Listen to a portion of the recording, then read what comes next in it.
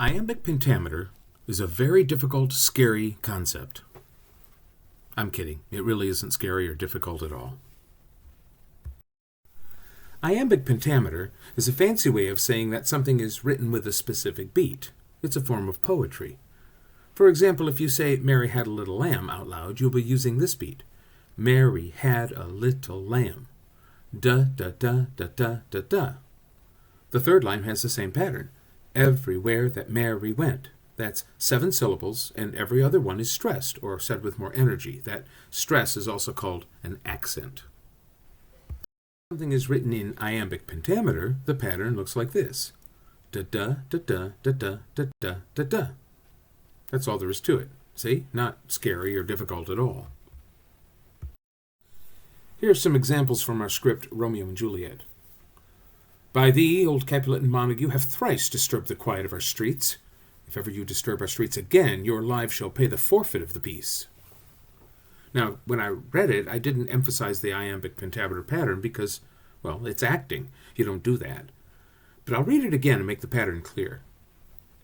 By thee, old Capulet and Montague, have thrice disturbed the quiet of our streets. If ever you disturb our streets again, your lives shall pay the forfeit of the piece. See how that works? Now, why does Shakespeare use iambic pentameter in his writing? Some plays have more and some have less. Often he uses that form for people who are speaking in a particularly fancy or high-class way, like the prince in the example from Romeo and Juliet.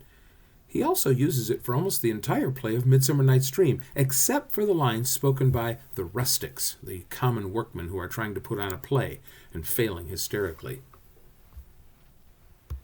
Here's an example. The first character, Bottom the Weaver, is trying to show that he's not afraid while alone in the woods after his friends have run off.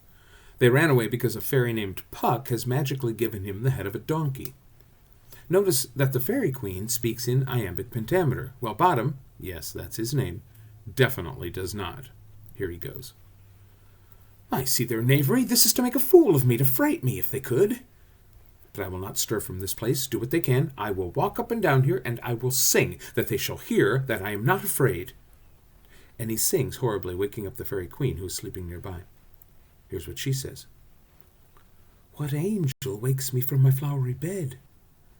I pray thee, gentle mortal, sing again. Mine ear is much enamored of thy note. By the way, Bottom doesn't actually say fool in that first line of his, but since this is for school, I modified the term to something more appropriate. Why is it called iambic pentameter?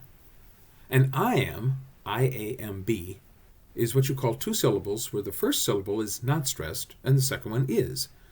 So the word complete is an iamb, so is delight. But birthday is not. The stress or accent in that word is on the first syllable. Why pentameter? You probably recognize part of the word from things you learned in math. A pentagon, for example, has 5 sides. The penta part means 5. So pentameter means that there are 5 of something. And in this case, that's iambs. Iambic pentameter. 5 iambs per line. Some people say that it sounds like a heartbeat. I'm going to leave you with one of Shakespeare's sonnets, which is entirely written in iambic pentameter. We'll learn more about this sonnet in another lesson. For now, just listen to the pattern of syllables. And just for fun, see if you can see where Shakespeare cheated and created contractions of 2 words so he could keep the iambic pentameter going. This is Sonnet 18. Shall I compare thee to a summer's day? Thou art more lovely and more temperate.